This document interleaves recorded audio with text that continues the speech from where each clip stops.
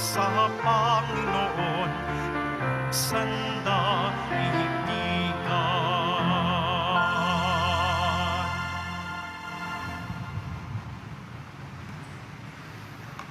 Sa ngalan ng Ama at ng Anak at ng Espiritu Santo. Amen. Ang pagpapala ng ating Panginoong Jesucristo, ang pag-ibig ng Diyos Ama, at ang pakikipagkaisa ng Espiritu Santo naway suma inyong lahat. At sumaiyo rin. Hinihiling ko po ang inyong taimtim na mga panalangin. Mga kapatid, aminin po natin ating mga kasalanan upang tayo maging marapat gumanap sa banal na pagdiriwang. Inaamin ko Sa makapangyarihang Diyos at sa inyo mga kapatid, na lubha akong nagkasala sa isip, sa salita at sa gawa, at sa aking pagkukulang. Kaya isinasamo ko sa mahal na Birheng Maria, sa lahat ng mga anghel at mga banal, at sa inyo mga kapatid, na ako'y ipanalangin sa Panginoong ating Diyos. Kaawaan tayo ng makapangyarihang Diyos. Patawarin tayo sa ating makasalanan at patnubayan tayo sa buhay na walang hanggan. Amen. Panginoon, kaawaan mo kami. Panginoon, kaawaan mo kami. Kristo, kaawaan mo kami. Kristo, kaawaan mo kami. Panginoon, kaawaan mo kami. Panginoon, kaawaan mo kami. Manalangin tayo. Ama naming makapangyarihan, lakas ka na mga walang inaasahan kung hindi ikaw ang pagluhog namin sa iyong pagbigyan. Sapagkat kami mga tao lamang na pawang mahihina kapag iyong iniwanan. Kaya naman kami lagi mong tulungan upang sa pagtupad ng iyong mga kautusan kami, ikaw ay aming mabigyang kasiyahan sa aming iniisip at ginagawa araw-araw. Sa pamamagitan ng Jesucristo, kasama ng Espiritu Santo, magpasawalang hanggan. Amen. Magsiupo muna ang lahat. Pagbasa mula sa ikalawang aklat ng mga hari. Dumating ang oras na si Elias ay kailangan ng kunin ng Panginoon. Noon, naglalakad sila ni Eliseo buhat sa Gilgal. Pagdating nila sa Jericho, sinabi ni Elias kay Eliseo, "Maiwan ka na rito, pagkat pinatutuloy na ako ng Panginoon sa Jordan." Ngunit sinabi niya, "Naririnig ako ng Panginoon, hanggang buhay ka, hindi ako hihiwalay sa iyo." At nagpatuloy sila sa paglakad. Sinundan sila ng pangkat ng mga propeta at pinanood sa di kalayuan nang sila'y tumigil sa tabi ng ilog ng Jordan. Hinubad ni Elias ang kanyang balabal at inihampas sa tubig. Nahawi ang tubig at sila'y tumawid. Pagkatawid nila, sinabi ni Elias, "Sabihin mo sa akin kung anong ibig mong gawin ko para sa iyo bago ako kunin." Sumagot si Eliseo, "Ipinakikiusap kong ipamanan niyo sa akin ang dalawang bahagi ng inyong kapangyarihan." Sinabi ni Elias, "Mabigat ang iningi mo. Gayunman, pag nakita mo akong kinuha, mangyayari ang kahilingan mo. Pag hindi, hindi mo kakamit ang hinihingi mo." Patuloy silang nag-uusap habang naglalakad. Walang ano-ano'y pumagit na sa kanila ang isang karawahing apoy, nahila ang mga kabayong apoy. Nagkahiwalay sila at si Elias ay inakyat sa langit sa pamamagitan ng ipo-ipo. Ito'y kitang-kita ni Eliseo, kaya't nagpasigaw siya, Ama ko, lakas at pag-asa ng Israel." At nawala sa paningin niya si Elias. Sa tindi ng kalungkutan, Pinunit ni Eliseo ang kanyang damit mula sa itaas hanggang sa laylayan. Dinampot niya ang nalaglag na balabal ni Elias at nagbalik sa gilid ng ilog ng Jordan. Hinawakan niya sa isang dulo ang balabal at inihampas sa tubig, sabay sabi, "Saan ang Panginoon, ang Diyos ni Elias?" Nahawi ang tubig at siya'y tumawid. Ang salita ng Diyos. Salamat sa Diyos. Magpakatatag ang tanang, may tiwala sa may kapal.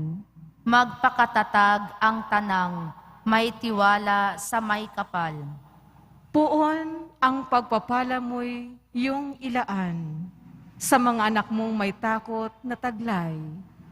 Kagila-gilalas malasin ninuman ang pagkalinga mo sa mga hinirang na nagtitiwala sa iyong pagmamahal. Magpakatatag ang tanang, may tiwala sa may kapal. Iyong kinakalinga at iniingatan mo laban sa adika ng masamang tao. Dinala sa ligtas ng dakong kublihan upang dihamakin ng mga kaaway. Magpakatatag ang tanang, may tiwala sa may kapal. Mahalin ang puon ng mga hinirang ng lahat ng tapat na mga nilalang. Ang tapat sa kanya ay iniingatan, ngunit ang palalo'y pinarurusahan. Magpakatatag ang tanang, may tiwala sa may kapal. Magsitayo na po ang lahat.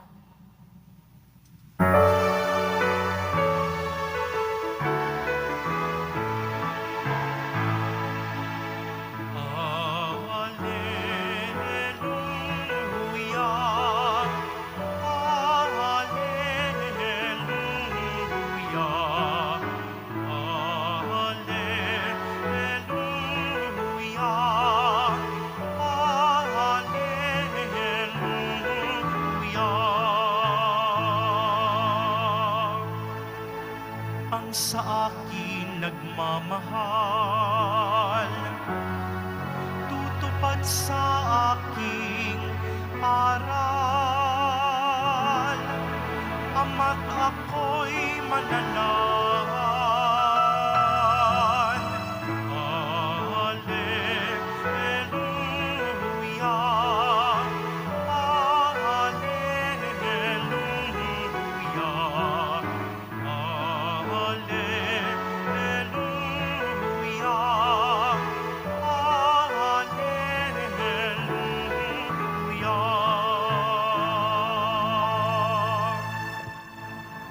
Sumainyo ang Panginoon.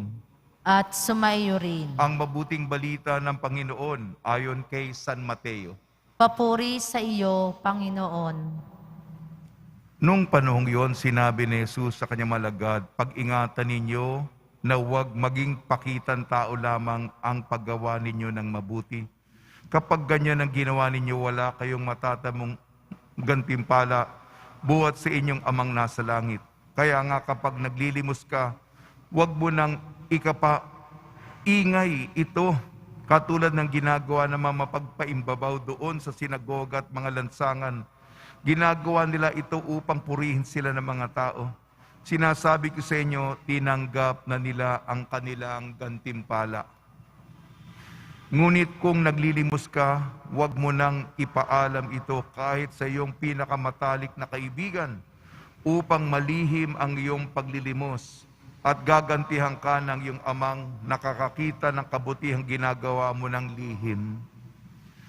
At kapag nananalangin kayo, huwag kayong tumulad sa mga mapagpaimbabaw, may hilig silang manalangin ng patayo sa sinagoga at mga panulukang daan upang makita ng mga tao. Sinasabi ko sa inyo, tinanggap na nila ang kanilang gantimpala. Ngunit kapag nananalangin ka, pumasok ka sa iyong silid at isara mo yung pinto, saka ka manalangin sa iyong amang hindi nakakakita at gagantihan ka ng iyong amang nakakakita ng kabutihang ginagawa mo ng lihim. Kapag nag-aayuno ka, huwag kayong magmukhang malungkot, tulad ng mga mapagpaimbabaw. Hindi sila nag-aayos upang malaman ng mga tao na sila'y nag-aayuno. Sinasabi ko sa inyo, tinanggap na nila ang kanilang gantimpala. Kapag ikaw ay nag-aayuno, mag-ayos ka ng buhok at maghilamos ka upang wag mapansin ng mga tao na nag-aayuno ka.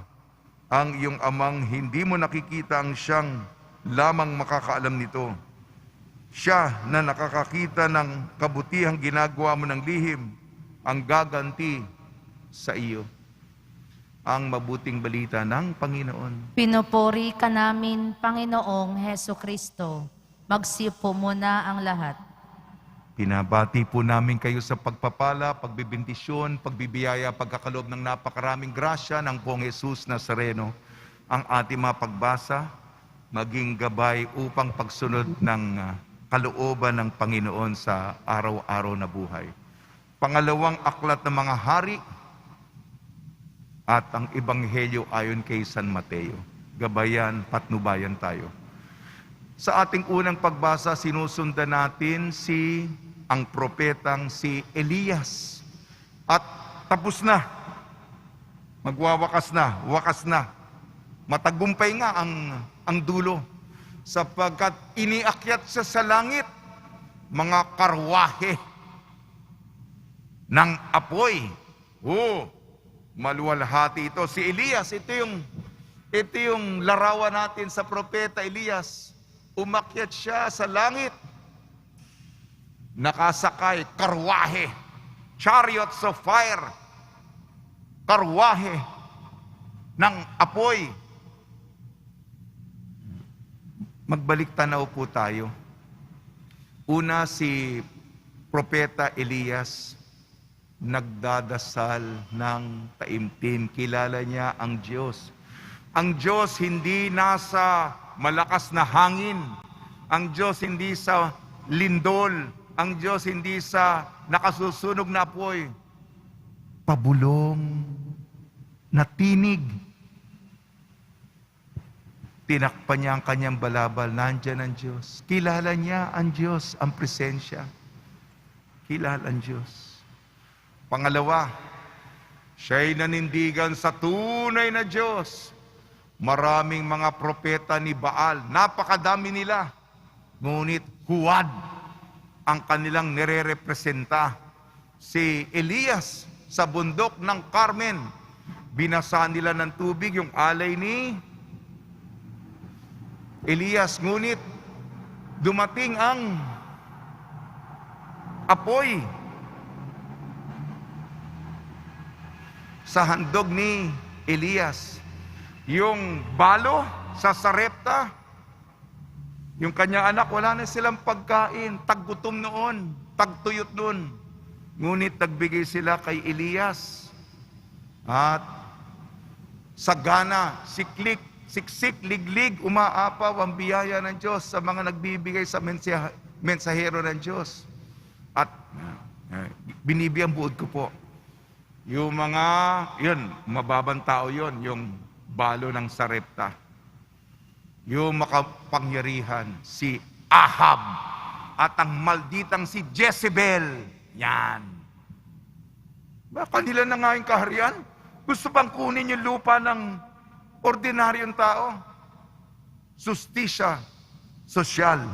Justisya, sosyal. Justisyang panlipunan. Katarungang panlipunan. Yan. Para sa mga mahihirap. At ito po, pasensya po, binibigyan ko po ng buod. Meron na pong kahalili si Elias, si Eliseo. Naging tapat po si Elias sa kanyang tungkulin. Dumako naman po tayo sa Ebanghelyo ayon kay San Mateo. Pagbibigay ng abuloy o limos, pagdarasal, pag-aayuno, marami tayo mga gawain. Nobina, rosaryo, misa, paluhod-luhod tayo, pataas-taas ng kamay. Sana po, wag po itong pakitang tao. O kaya, Gusto mo na believe sila sa'yo na ginagawa mo yon. Humahanga sila sa'yo.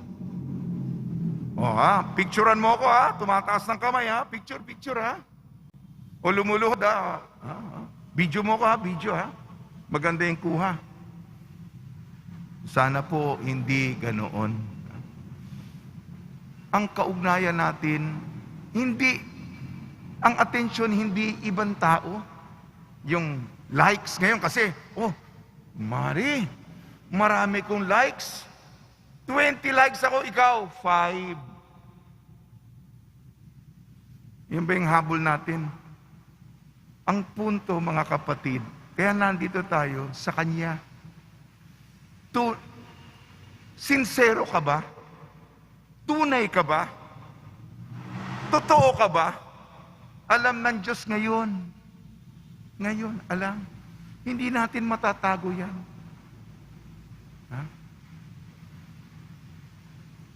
Malayo ka ba sa Panginoon? Malamig ba yan ang relasyon nyo? O estranghero, may alam ka ba sa Diyos?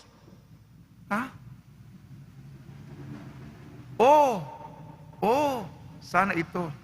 Matalik tayong kaibigan ng Diyos. Sa hirap,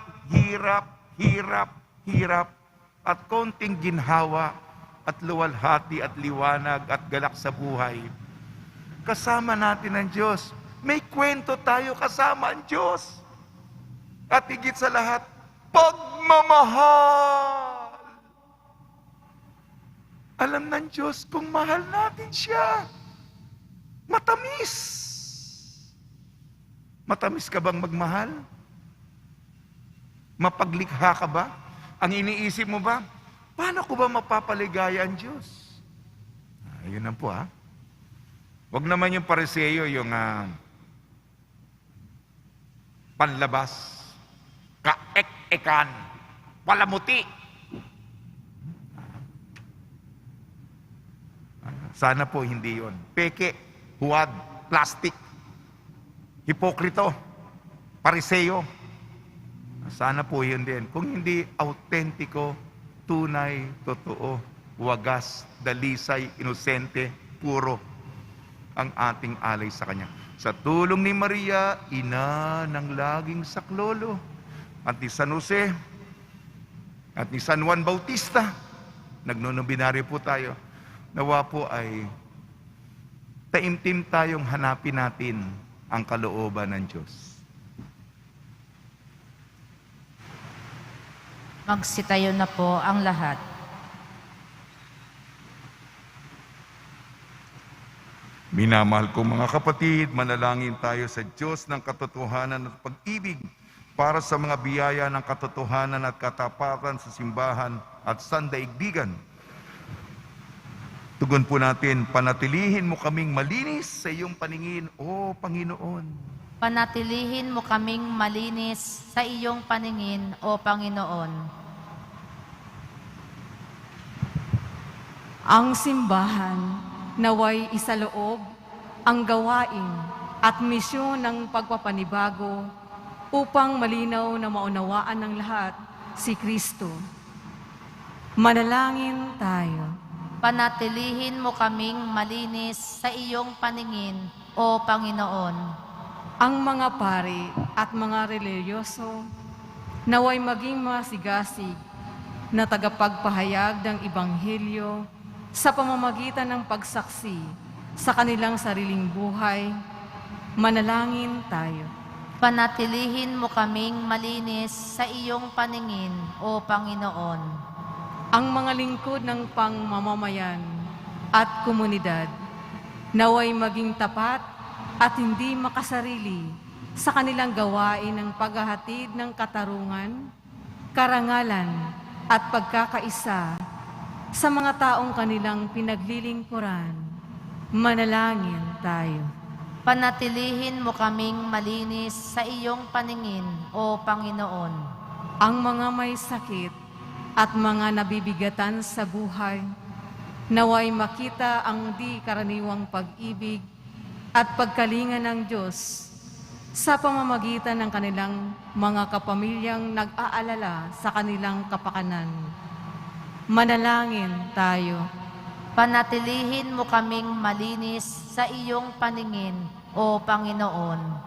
Ang mga yumao, naway masihan sa walang hanggang kapayapaan ng Diyos. Manalangin tayo. Panatilihin mo kaming malinis sa iyong paningin, O Panginoon. Ama naming Diyos, tulungan mo kaming ibigin at paglingkuran ka sa diwa ng katotohanan sa pamamagitan ni Jesus na aming daan at patungo sa iyo. Hiniling namin sa pamamagitan ni Kristo ng aming Panginoon. Amen. Magsiyo po ang lahat.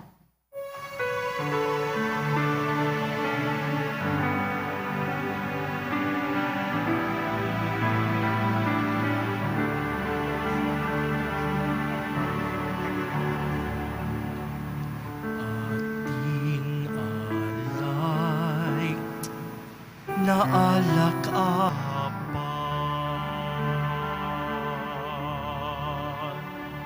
Magsitayo na po ang lahat. Manalangin kayo mga kapatid upang ang ating paghahain ay kalugdan ng Diyos amang makapangyarihan. Tanggapin nawa ng Panginoon itong paghahain sa iyong mga kamay, sa kapurihan niya at karangalan, sa ating kapakinabangan at sa buong sambayanan niyang banal. Ama namin lumikha, kami ginawa mong may angking katauhan na dapat pakainin at pangalagaan at iyong dinudulutan ng banal na pakikinabang. Ipagkalo mo kami huwag magkulang sa mga iniukol mo sa aming kapakanan. Sa pamamagitan ng Kristo kasama ng Espiritu Santo magpasawalang hanggan. Amen. Sumainyo ang Panginoon. At sumaiyo rin. Itaas sa Diyos ang iyong puso at diwa. Itinaas na namin sa Panginoon. Pasalamatan natin ang Panginoong ating Diyos. Marapat na siya'y pasalamatan. Ama namin makapangyarihan, tunay nga marapat na ikaw ay aming pasalamatan. Sa iyong paglingap at kagandahang loob, ang tao'y nilikha mo at pinangasiwa sa sansinukob. Sa hangad mong siya'y iwastong lubos. Siya'y pinagdusa mo sa kanyang pagtalikod. Sa iyong pagiliw, iyong ipinahintulot na makabalik siya sa pamamagitan ni Kristo Jesus.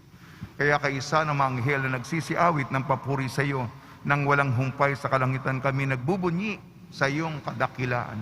Santo, Santo, Santo, Panginoong Diyos ng mga hukbo, napupuno ang langit at lupa ng kadakilaan mo, o sana sa kaitaasan. Pinagpala ang naparirito sa ngalan ng Panginoon, o sana sa kaitaasan. Magsiluhod po ang lahat. Ama naming banal, ikaw ang bukanan tanang kabanalan. Kaya sa pamamagitan ng Espiritu, gawin mong banal ang mga kaloob na ito upang para sa amin maging katawan at dugo ng aming Panginoong Jesucristo. Bago niya pinagtiis ang kusang loob na maging handog, hinawakan niya ang tinapay. Pinasalamatan kanya, pinaghati-hati niya yon. Iniabot sa kanya malagad at sinabi, tanggapin ninyong lahat ito at kanin. Ito ang aking katawan, ihahandog para sa inyo.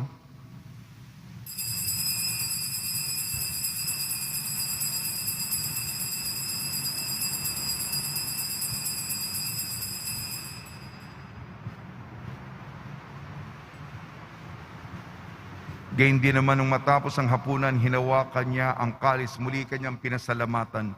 Inibot niyang kalis sa kanyang malagad at sinabi, tanggapin ninyong lahat ito't inumin. Itong kalis ng aking dugo, ng bago at walang hanggang tipan.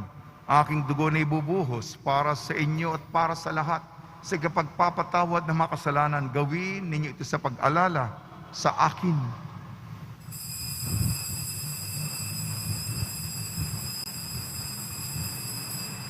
Magsitayo na po ang lahat. Ipagbunyi natin ang misteryo ng pananampalataya. Si Kristo'y namatay, si Kristo'y nabuhay, si Kristo'y babalik sa wakas ng panahon. Ama, ginagawa namin ngayon ang pag-alala sa pagkamatay at muling pagkabuhay ng iyong anak. Kaya't iniali namin sa iyong tinapay na nagbibigay buhay at ang kalis na nagkakaloob ng kaligtasan. Kami nagpapasalamat dahil kami minarapat na tumayo sa harap mo para maglingkod sa iyo. Isinasamo namin kami magsasalo-salo sa katawan at dugo ni Kristo ay mabuklod sa pagkakaisa sa pamamagitan ng Espiritu Santo. Ama, lingapi may simbahang laganap sa buong daigdig. Puspusin mo kami sa pag-ibig kaysa ni Francisco na aming Papa at ni Jose na aming Obispo at ng Tanang Kaparian. Alalahanin mo rin ang mga kapatid namin na himlay na may pag-asang sila'y muling mabubuhay. Gayon din ang lahat na mapumanaw, kaawan mo sila at patuloyin sa iyong kaliwanagan. Kaawan mo at pagdapating kami lahat na makasalo sa iyong buhay na walang wakas, kaysa ng mahal na Birhing Maria na Ina ng Diyos, Ina ng laging saklolo, Nuestra Señora de la Buena Hora, ng kabiyak na puso niyang si San Jose, kaysa ng apostol ni San Juan Bautista at ng lahat na mabanal, na namuhay dito sa daigdig ng kalugod-lugod sa iyo, may pagdiwang nawa namin ng pagpupuri sa ikararangal mo sa pamamagitan ng anak na aming Panginoong Heso Kristo. Sa pamamagitan ni Kristo, kasama niya at sa Kanya, ang lahat ng parangal at papuri ay sa iyo, Diyos amang makapangyarihan, kasama ng Espiritu Santo, magpasawalang hanggan. Amen. Sa tagubili naman nakakagaling na utos sa turo ni Kristo na Panginoon natin na Diyos, ipahig natin ang lakas loob. Ama namin, sumasalangit ka, sambahin ang ngalan mo, mapasa amin ang kaharian mo, sundin ang loob mo dito sa lupa para nang sa langit. Bigyan mo kami ngayon ng aming kakanin sa araw-araw at patawarin mo kami sa aming mga sala para ng pagpapatawad namin sa nagkakasala sa amin. At huwag mo kaming ipahintulot sa tukso at iadya mo kami sa lahat ng masama. Hiniling namin kami iadya sa lahat masama, pagkalooban ng kapayapaan araw-araw, iligtas sa kasalanan at ilayo sa lahat ng kapahamakan. Samantalang aming pinananabikan ang dakilang araw ng pagpapahayag ng tagapagligtas naming si Jesu Kristo. Sapagkat iyo ang kaharian at ang kapangyarihan at ang kapurihan magpakailanman. Amen. Panginoon sa Kristo, sinabi mo sa mga apostol, kapayapaan ang iniiwan ko sa inyong aking kapayapaan ay binibigay ko sa inyo. Tungyan mo ang aming pananampalataya at huwag ang aming mga pagkakasala. At pagkalooban mo kami na kapayapaan at pagkakaisa yung sa iyong kalooban, kasama ng Espiritu Santo, magpasawalang hanggan. Amen. Mga kapatid, mga kaibigan, sumainyo po ang kapayapaan ng ating Panginoon. At sumaiyo rin. Magbigayan po tayo ng kapayapaan sa isa't isa.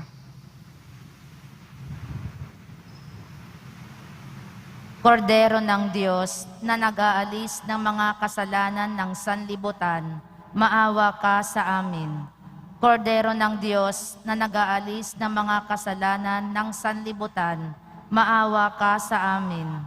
Kordero ng Diyos na nag-aalis ng mga kasalanan ng sanlibutan, ipagkaloob mo sa amin ang kapayapaan. Magsiluhod po ang lahat.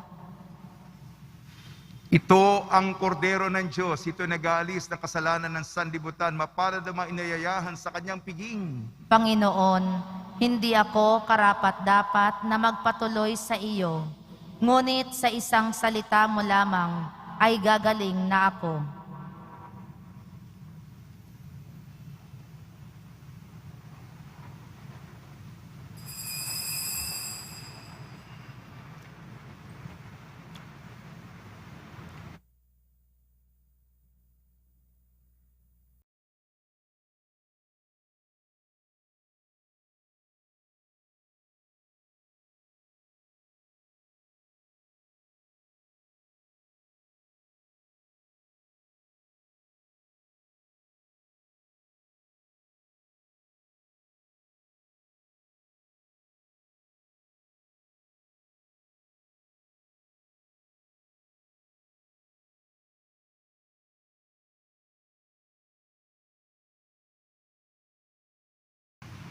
Manalangin tayo.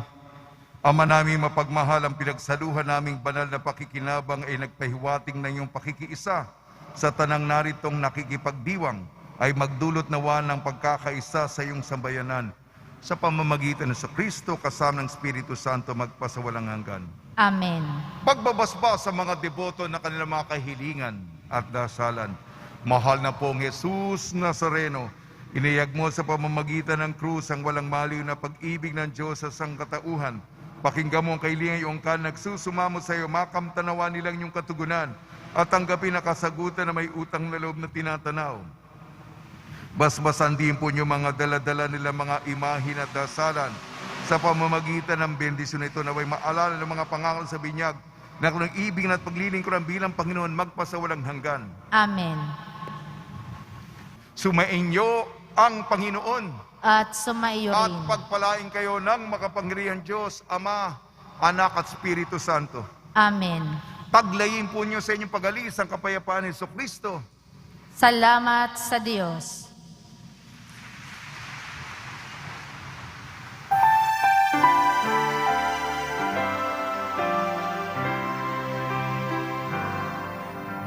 Padre Jesus Nazareno, sinasamba ka namin.